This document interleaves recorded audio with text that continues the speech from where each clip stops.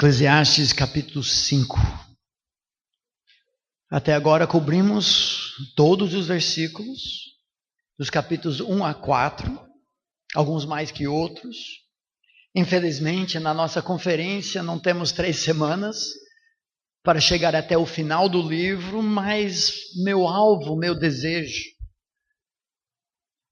é que façamos o suficiente para vocês terem algumas chaves em mãos para interpretar esse livro, entender a sua direção e, a partir do capítulo 5, perceberemos agora uma mudança.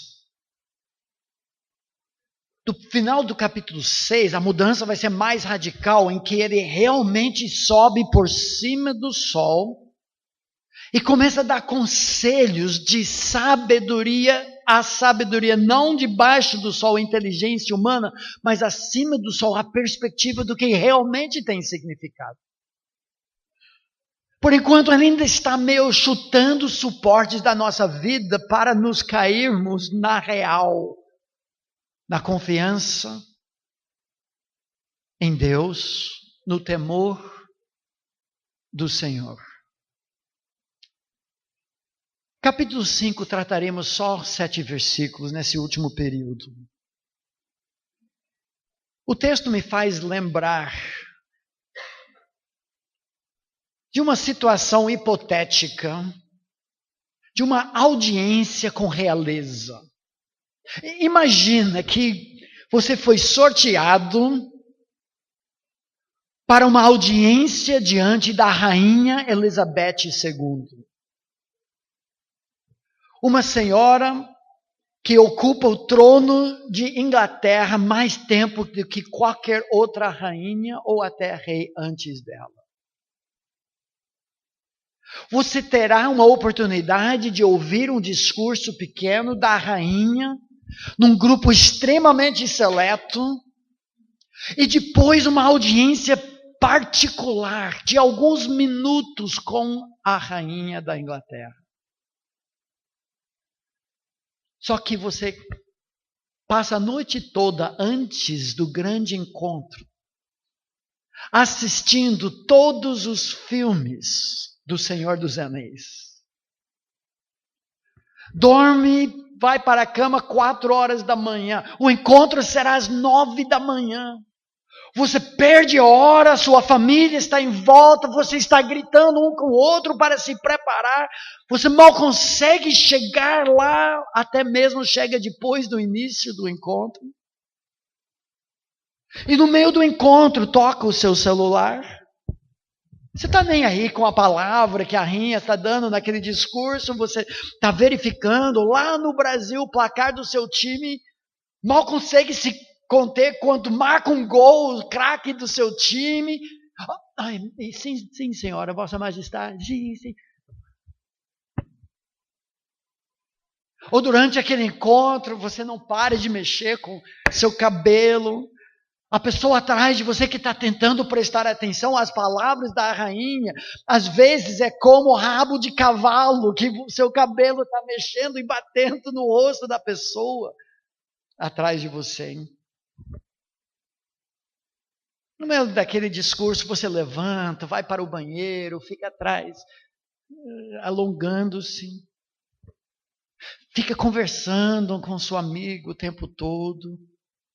Até mesmo no meio daquela palestra que só dura 45 minutos, afinal. A rainha percebe tudo isso. Mas mesmo assim, ela é muito graciosa. Ela reserva aquele tempo com você no final. Mas de novo toca o seu celular. Sim, Vossa Majestade, sim. Só um instante, por favor. Ridículo.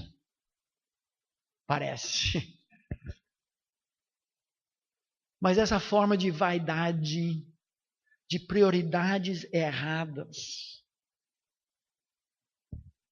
reflete muito do que acontece na minha vida, sim, e na sua também, quando temos audiência diante do Rei do Universo. O que tem a ver capítulo 5? À luz do argumento do autor até esse ponto. O texto levanta uma pergunta: quanto que valem suas palavras diante do Rei do Universo? E o ponto no contexto é que as suas palavras frívolas, a sua falta de consideração da majestade, da grandeza, da onipotência, da onisciência, da soberania do Criador do universo, aquele que sabe qual é o limite do universo, a última galáxia, a última estrela, depois da qual ele sabe o que tem, o mesmo que criou a infinitude subatômica, que mantém cada átomo, o Césio 133 que nós vimos ontem à noite, que sabe qual é a partícula da partícula da partícula subatômica que compõe o universo, e ele mantém e sustém tudo isso em suas mãos.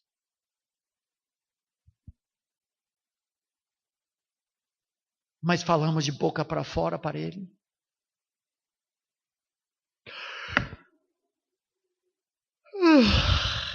Nos cansamos na presença dele.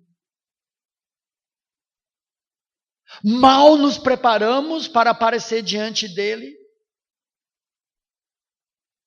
Falamos qualquer promessa, palavra, assim, Senhor, se o Senhor fizer isso, eu farei outra coisa. Barganhamos com o Criador do universo, como se fosse o office boy que nós estamos fechando uma entrega de pacote.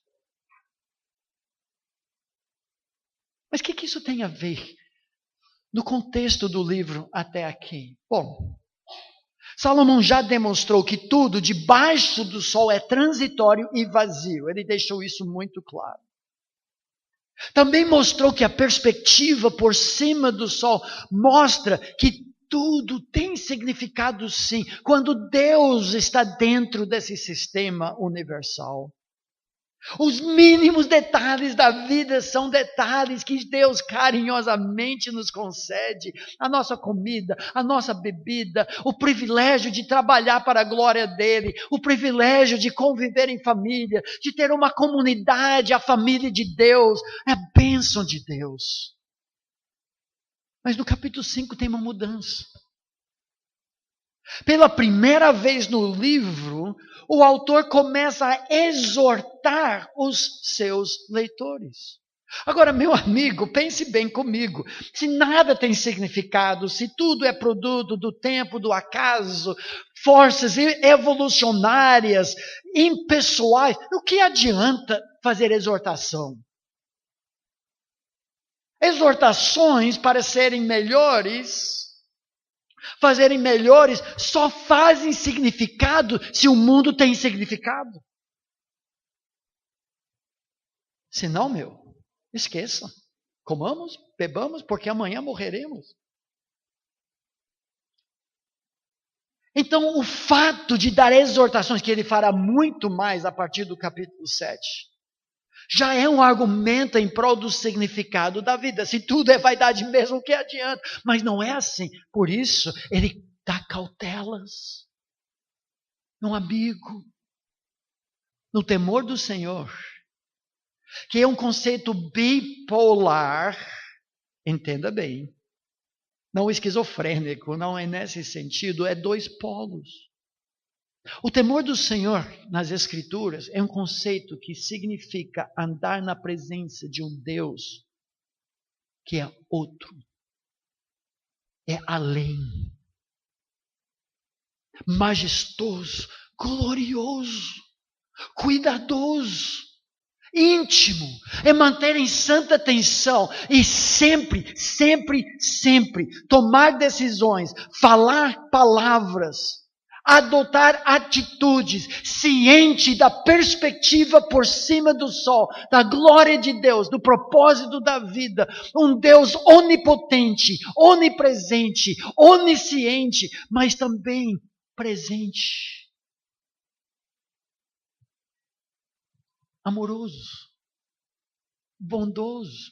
É ter o majestoso, poderoso Deus e ter paizinho, paizão. Nós não podemos ter esse carinho com um Deus que é colega,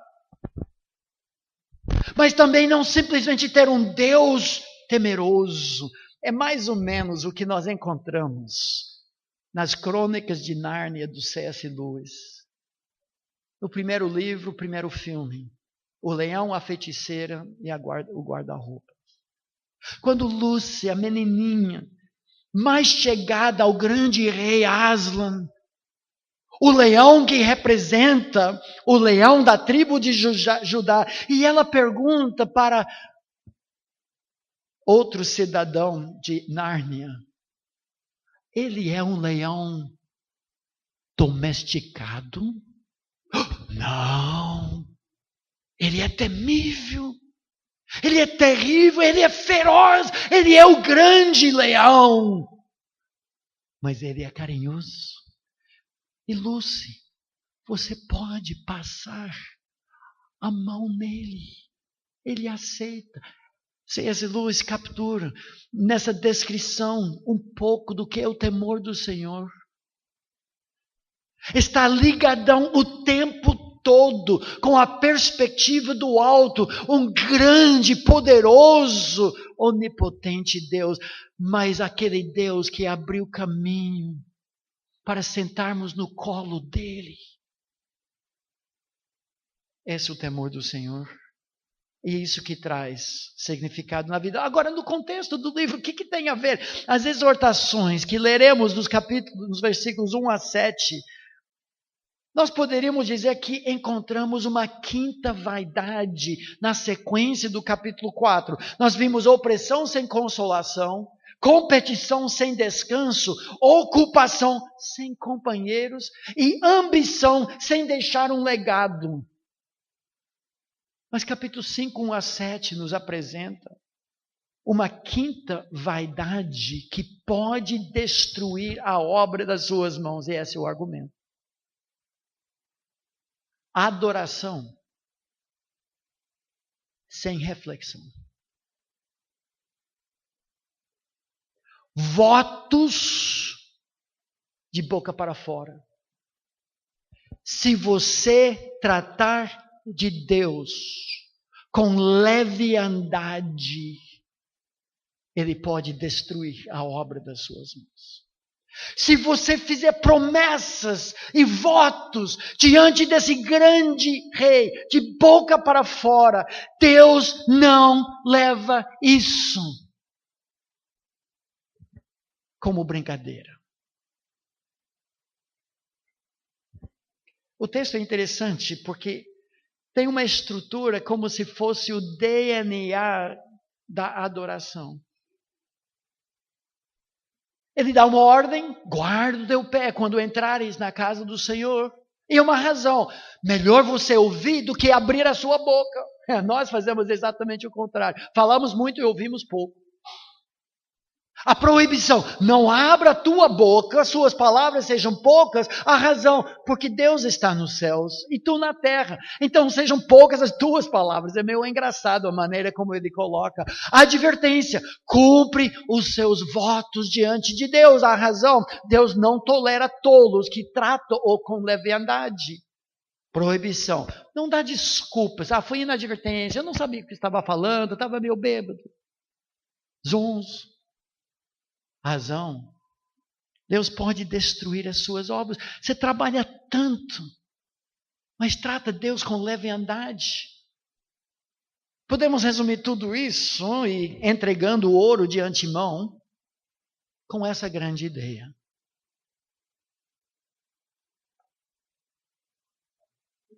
O tamanho do nosso Deus determina a sinceridade das nossas palavras diante dele. Esse texto vai nos dar algumas boas exortações e lembranças. Então vamos olhar. Eu quero ler todo o texto, 3 implicações do tamanho do nosso Deus, e depois vamos trabalhar cada uma das 3, e já vai ser hora do almoço. Você está com fome? Eu não ainda. Guarda o teu pé. Quando entrares na casa de Deus, naquela época era o templo. Seria um período marcado 3 vezes ao ano, subir à cidade santa para adorar o Deus Criador. Chegar-se para ouvir é melhor do que oferecer sacrifícios, não de louvor que o Novo Testamento fala, mas sacrifício de tolos. Por que tolos? Porque não sabem que fazem mal. Blá, blá, blá, blá, blá, blá, blá, blá, blá, blá. Chega na igreja só para falar para Deus, para mandar em Deus, como nós vemos muito em igrejas, em aspas, hoje. É muito blá, blá, blá, blá, blá. Palavra de homem. E pouca palavra de Deus. Sacrifício de tolos, sabem mal, fazem mal. Versículo 2. Não te precipites com a tua boca, nem o teu coração se apresse a pronunciar palavra alguma diante de Deus, porque Deus está nos céus, a perspectiva do alto, e tu na terra, a perspectiva de baixo. Você não sabe nada, cala a boca, me desculpa, mas o que ele está dizendo? Não totalmente. Portanto, sejam poucas as tuas palavras. É que Deus quer ouvir a nossa voz. O nosso louvor, a nossa oração. Mas o que o texto está dizendo, o foco do culto tem que ser as palavras de Deus, não as nossas. Razão, porque dos muitos trabalhos vêm os sonhos. Quem trabalha muito tem muitos sonhos. Quero comprar um sítio, talvez trocar de carro, pegar uma bicicleta melhor, pagar o meu curso. Só que a analogia e do muito falar, inevitavelmente palavras nécias, tolas. Então, como falamos ontem, melhor fechar a sua boca e as pessoas pensarem, talvez você seja tolo, do que abrir sua boca e você tira toda a dúvida, você é tolo mesmo. Provérbios diz isso. Versículo 4. Quando a Deus fizeres algum voto, não é se fizer. O texto pressupõe que você vai fazer. Como resposta à graça de Deus. Não barganha com Deus, torcendo o braço. Se o Senhor fizer isso, eu faço outra coisa. Não, Deus já derramou graça. Nós não somos religiosos. Deus já estendeu a sua graça. Nós respondemos e vamos fazer promessas. Senhor, eu quero sustentar missionários. Eu quero nossa família como alvo, adotar alguns que estão no campo do Senhor. Nós queremos investir o fruto do nosso trabalho para a eternidade. Ótimo, faça isso. Porém, melhor que não votes do que votes e não cumpras. Desculpa, 4. Quando a Deus fizeres algum voto, não tardes em cumpri-lo, porque Deus não se agrada de tolos. Cumpre o voto que fazes. Melhor é que não votes do que votes e não cumpras. Nos lembra de Ananias e Safira. Votaram. Prometeram, afirmaram. Não cumpriram. Morreram. Não consintas que a tua boca te faça culpado, nem digas diante do mensageiro que foi inadvertido. Eu não sei o que estava pensando naquele culto, fiquei muito emocionado e tudo, mas era de boca para fora. Não. Por que razão se iraria Deus por causa da tua palavra? A ponto de destruir as obras das suas mãos. É isso que liga o texto no seu contexto. Ele não quer que você gaste sua vida à toa, fazendo tolices e dando tiro no seu próprio pé. Porque como na multidão dos sonhos há vaidade, assim também nas muitas palavras. Tu, porém, teme a Deus. 7 vezes ele vai falar isso. O temor do Senhor. 3 implicações do tamanho do nosso Deus. Vamos examinar o texto. Em primeiro lugar, o tamanho do nosso Deus. Sua grandeza e majestade, o temor do Senhor, determina a sinceridade do nosso louvor. Aquele cenário da rainha Elizabeth traça muito bem. Deus está muito acima de toda potestade, principado, domínio, autoridade humana. Se tivéssemos oportunidade de uma audiência, mesmo com o rei que não respeitamos tanto, mas pela posição que tem, que privilégio, que oportunidade. Ele diz, guarda teu pé quando entrares na casa de Deus. Nós entendemos que Deus não habita prédios. O santuário de Deus hoje está conosco, em nós e entre nós. 1 Coríntios 3 e 6 ensinam isso. Não é aquela ideia que tem alguns templos do Senhor, casa de Deus. Cala-se diante de Deus toda a terra, você não pode abrir a boca, porque nós estamos no santuário. Não é essa a ideia. Mas dentro do contexto de adoração, quando o povo de Deus, a comunidade de fé, a família de Deus se reúne, não é de boca para fora. São momentos extremamente importantes. Nós chegamos com ansiedade. Eu quero ouvir as palavras do meu rei. Eu me preparo isso com bom sono a noite anterior. Nós acordamos com tempo suficiente para preparar, sim, as nossas 3 filhas adolescentes. Tempo suficiente no banheiro. Para não ter aquela discussão, aquelas brigas que todos nós já passamos, indo, andando ou dirigindo para a igreja, com clima de briga, guerra. Saímos do carro com Bíblia debaixo do braço e sorriso pintado no rosto para adorar o Senhor. Tudo bem, graça e paz, minha irmã, graça e paz. É falsidade, hipocrisia. Isso exige cuidado. Então a pergunta, por que você vai à igreja, ao culto de um grande Deus? Para ver amigos? Ouvir as últimas? Meus pais me obrigam. Te obrigam para ter audiência com o Criador do universo? Eu sempre fui à igreja. O que a gente faz no domingo? Eu acho o pessoal bacana e educado na igreja. É o meu clube. Eu gosto das músicas, é bem bacana. Tem uma banda legal. Estou procurando uma namorada. Porque eu preciso que Deus me abençoe para ganhar. Para que o pastor não pegue no meu pé se eu faltar no culto. Não. Guarda o teu pé. Quando entrares na casa de Deus, chegar-se para ouvir é melhor do que oferecer sacrifícios. E é um sacrifício. Hoje, você poderia estar num igarapé, numa areia deliciosa, fazendo um churrasco com sua família, passeando no shopping. Por que você está aqui? Para fazer o que o texto diz. Para ouvir, não um gringo transportado de São Paulo para cá. Para ouvir a palavra, porque isso muda a sua vida.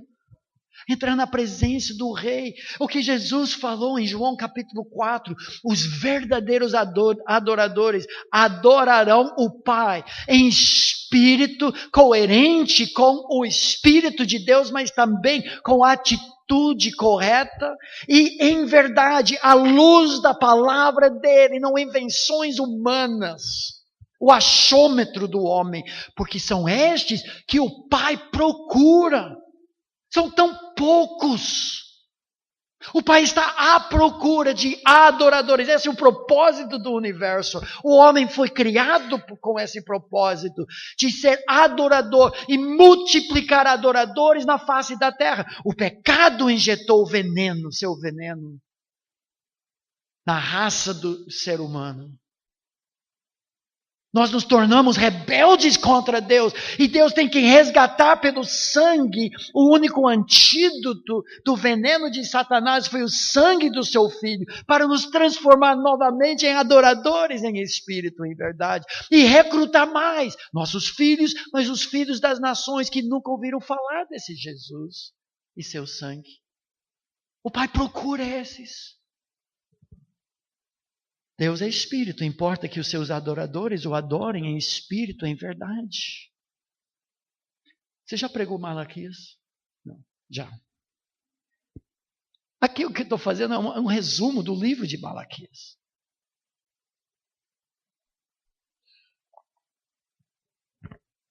Que diz assim: o filho honra o pai. E o servo o seu senhor. Se eu sou pai, onde está minha honra? Se eu sou Senhor, onde está o temor de mim, diz o Senhor dos Exércitos? É engraçado, Deus até pede para fechar as portas do templo. Podemos dizer da igreja.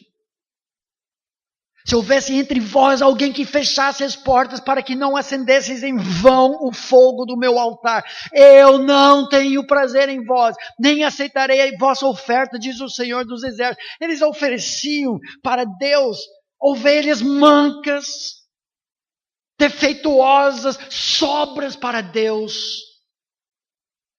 No mesmo texto, Deus diz assim: mas o meu nome é grande entre as nações do Oriente ao Ocidente. Em todo lugar oferecem ao meu nome incenso, uma oferta pura. Porque o meu nome é grande entre as nações, diz o Senhor dos Exércitos. Mas vós o profaneis, quando dizeis: a mesa do Senhor é impura. Seu alimento é desprezível. Afirmais: que canseira. Não aguento. O que é isso?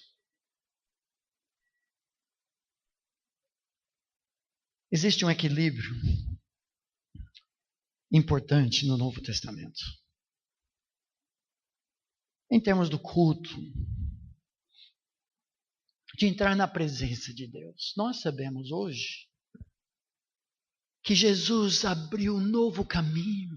O sumo sacerdote naquela época entrava na presença de Deus, no Santo dos Santos, uma vez por ano, com temor e tremor, com corda e sinos nos seus pés. Caso ele morresse fulminado, eles poderiam puxar e ninguém mais teria que morrer.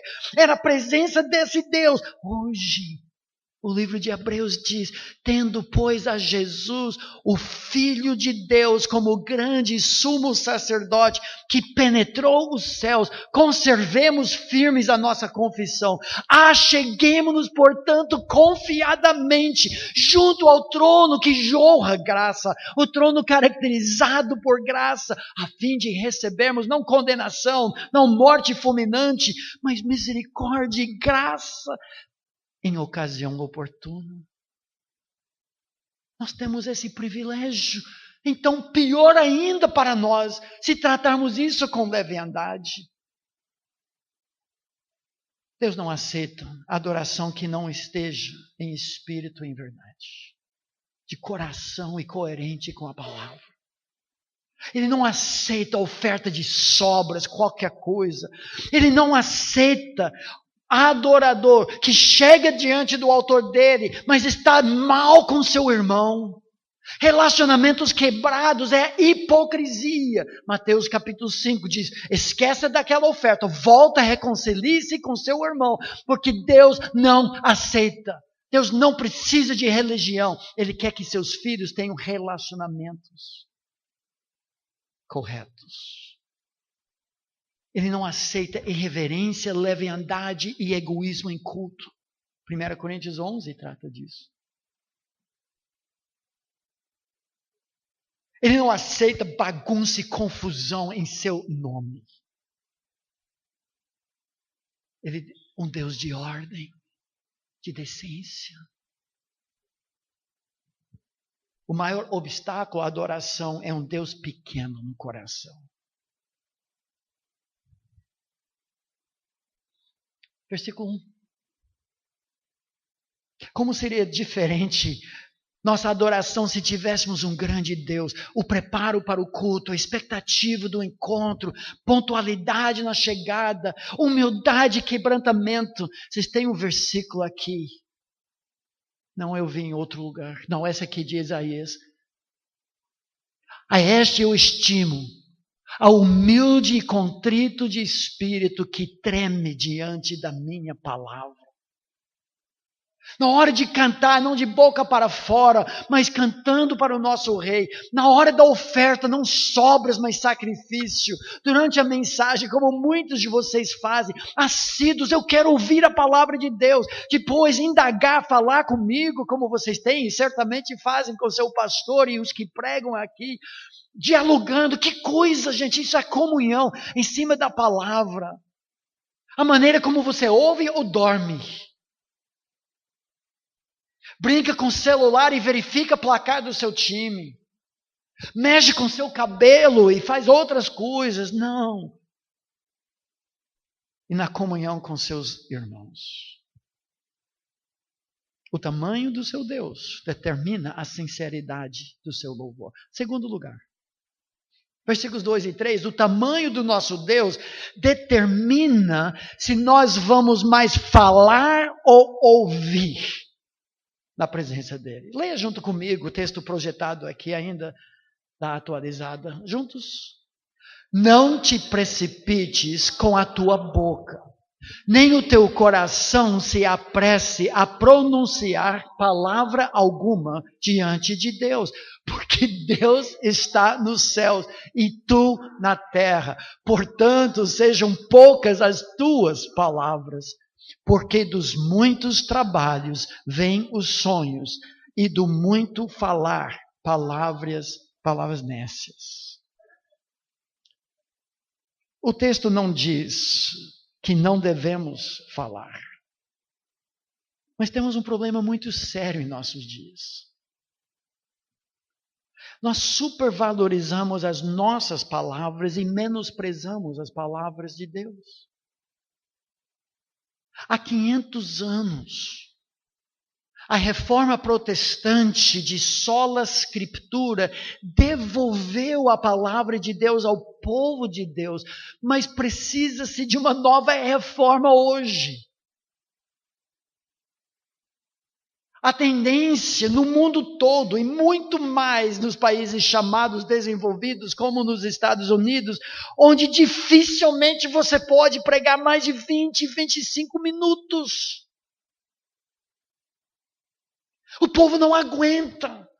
A sua atenção no mundo tecnológico não sabe ouvir a palavra de Deus. É lamentável isso. Paulo, nas suas últimas palavras para o jovem Timóteo, nós sabemos que as últimas palavras de uma pessoa são entre as mais importantes da sua vida, recapitula. Paulo não fala, Timóteo, alimenta os pobres, por favor. Timóteo, faça uma ONG. Timóteo, construa prédios. Aumente a autoestima do povo. Sabe o que ele diz? Prega a palavra. Obras sociais sempre resultam da pregação pura do Evangelho, que transforma vidas. Sem medo de errar, eu diria. Eu vou dar um chute, 95% de todas as obras filantrópicas de significado da história do mundo, hospitais, orfanatos, universidades, começaram com a pregação bíblica. Substitui a pregação pura do Evangelho e você perde influência social. É areia movediça. Esse movimento está acontecendo. Muita palavra do homem, blá, blá, blá, blá, blá, blá, blá. O achômetro do homem, que contradiz a palavra de Deus. Não, meu irmão. Prega a palavra. No versículo 3, ele usa a analogia Dos muitos trabalhos vem sonhos. Quando nós trabalhamos duro, nós temos sonhos. Mas do muito falar, brotam palavras nécias. É uma equivalência entre essa ideia exponencial. Quanto mais você fala, mais bobeira você diz. Então vamos ouvir a palavra de Deus. Eu confesso, eu fico muito preocupado com a maneira como muitos estão exaltando as palavras de homens acima da palavra de Deus. Um tempo atrás, na nossa igreja em Atibaia, alguém de fora foi pregar e, ao meu ver, extremamente arrogante e pretensioso. O tempo todo gabava-se de horas de oração que ele gastava. Falou de quando ele foi convidado para pregar na Coreia do Sul, onde tem aquelas mega igrejas. A gente ouve muito sobre o movimento de crescimento de igreja. E igrejas que abrem 3 da manhã para orar diante de Deus, horas a fio. E foi convidado para pregar. E o pastor falou, mas só prega no nosso púlpito quem ora 8 horas por dia. Ele falou, eu posso pregar aqui então. Agora, gente, imagina eu pregar contra vigílias, jejuns, tempo de... Não é isso. Mas eu fico muito preocupado. Quando temos vigílias de nós falarmos para Deus e não temos vigílias de nós ouvirmos a palavra de Deus. Quando não oramos em secreto e fazemos isso, um anúncio da nossa espiritualidade cheira muito mal para mim. Você quer uma ilustração disso? Clássica. É o que nós encontramos na transfiguração. Lembra no texto de Mateus 16? Quando, de fato 16, 17, mas 16 no contexto. Jesus leva com ele 3 dos seus discípulos. Onde é cumprida a profecia de que alguns não morreriam até ver a glória dele. 6 dias depois, toma Jesus consigo a Pedro, os irmãos Tiago e João, e os leva em particular a um alto monte, e ele foi transfigurado diante deles. Mas o que acontece naquele texto? Pedro, tem que ser Pedro. Ele tem que falar. Então disse Pedro a Jesus, Senhor, é bom estarmos aqui. Parece a música. Bom estarmos aqui.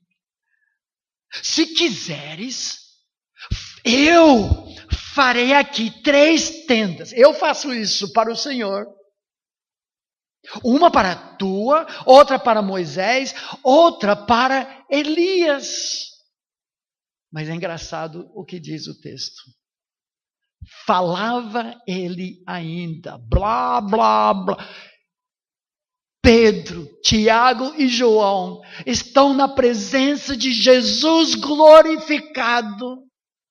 Santos do menos velho, do menos novo testamento, Moisés e Elias.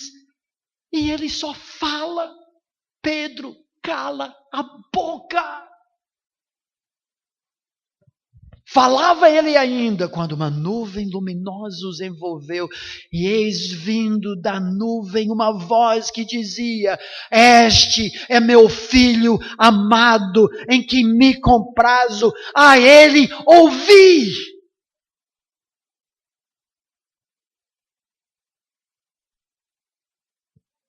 Meus irmãos, cuidado. Quando o foco do culto, da igreja, ou até mesmo da sua vida devocional, esteja nas palavras de homens e não nas palavras de Deus. Quando o louvorzão toma precedência sobre a pregação. Vigílias de oração e um show disso mais importantes do que vigílias de ouvir a palavra de Deus. Quando a pregação é mais o achômetro de quem fala do que uma exposição clara da palavra de Deus. Quando não se lê mais a palavra de Deus em culto público, uma ordem que Paulo deu para o jovem pastor Timóteo. Quando não há mais exposição da palavra e sem ondas de modismo. Quando o aconselhamento é mais da psicologia do que da palavra de Deus. Fuja! Porque são sinais dos últimos tempos, quando as pessoas têm coceira nos ouvidos. Isso é Eclesiastes. Advertência, não destrua a obra das tuas mãos. Tema a Deus, ouça a palavra, cumpra os seus votos. É a última parte. Versículos 4 a 7.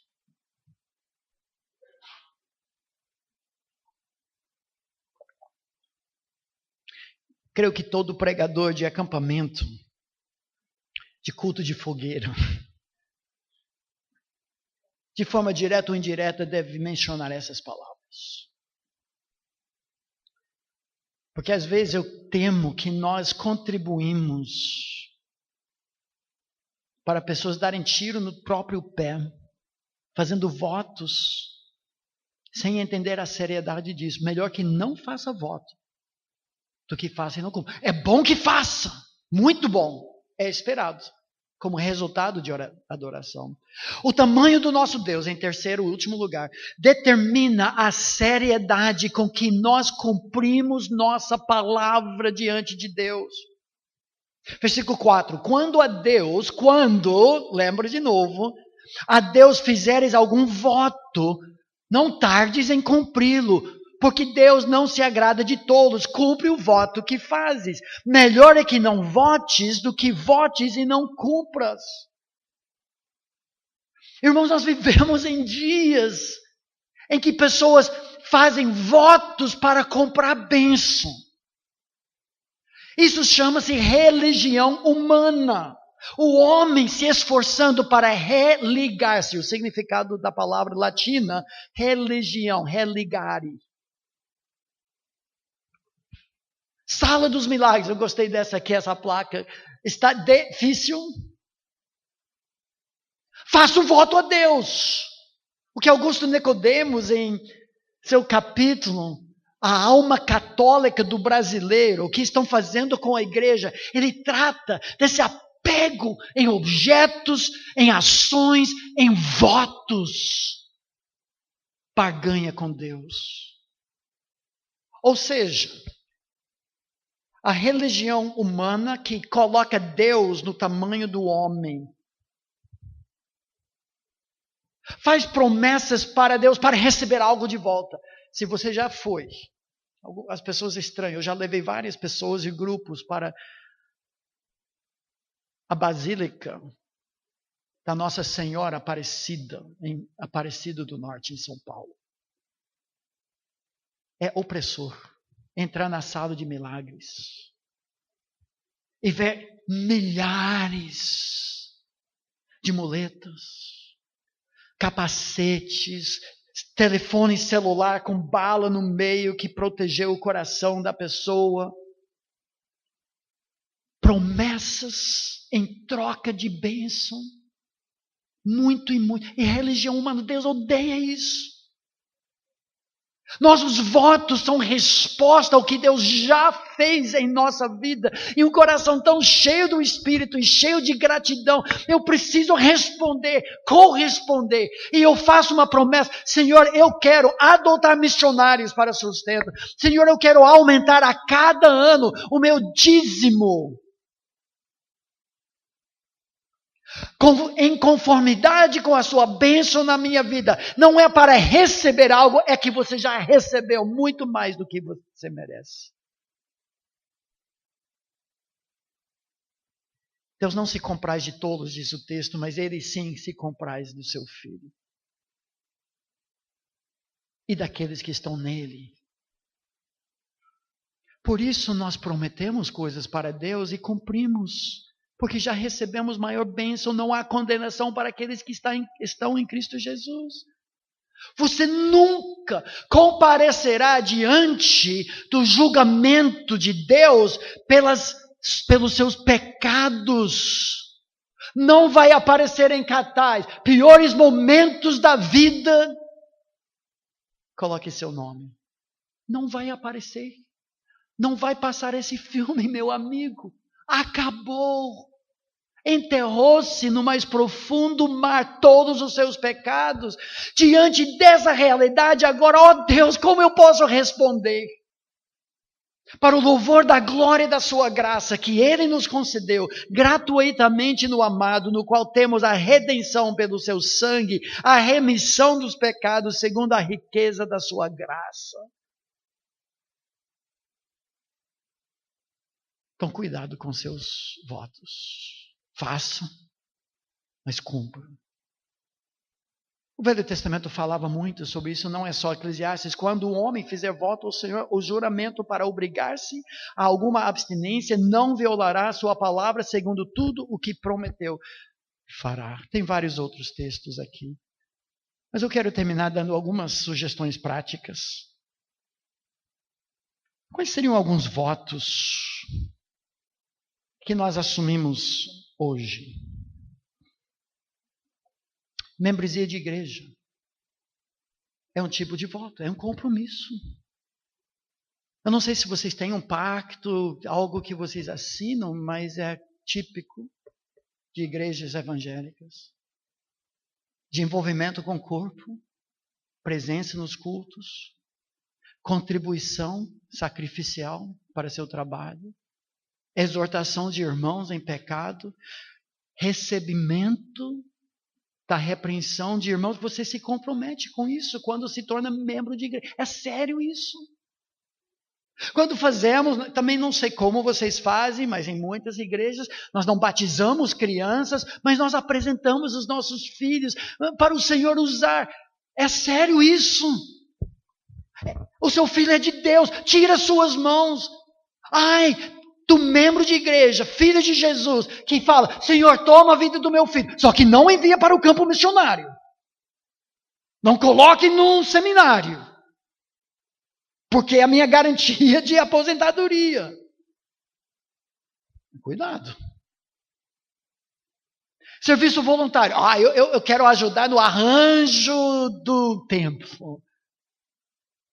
Onde está fulano? Mandamos mensagem pelo grupo, ele não comparece, falou que viria. É um voto. Irmão, vou orar por você. Você nunca mais ora.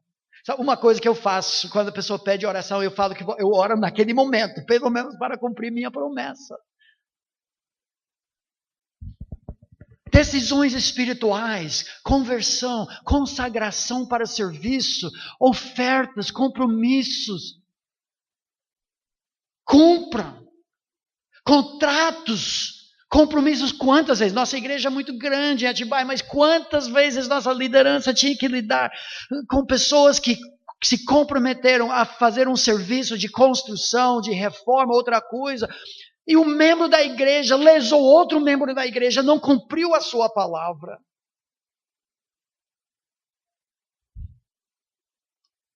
Outra forma de compromisso diante de Deus é a adoção de criança.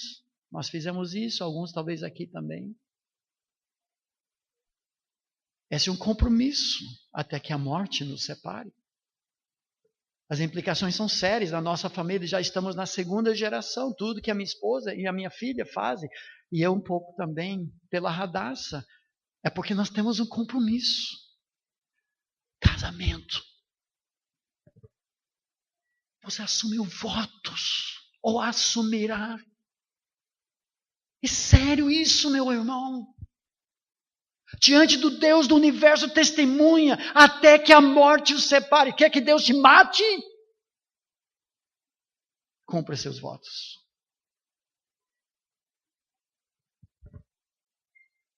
Talvez você pense aqui,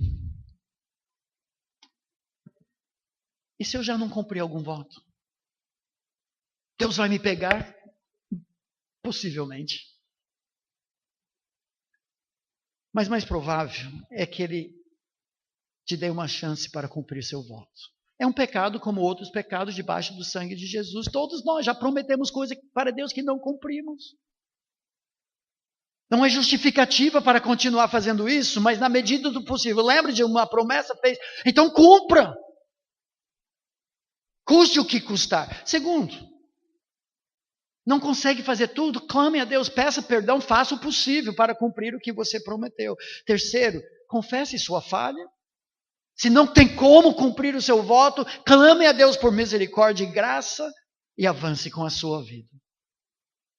Quanto que vale? Suas palavras diante de Deus. O tamanho do nosso Deus determina a sinceridade das nossas palavras diante dele. Que Deus os abençoe.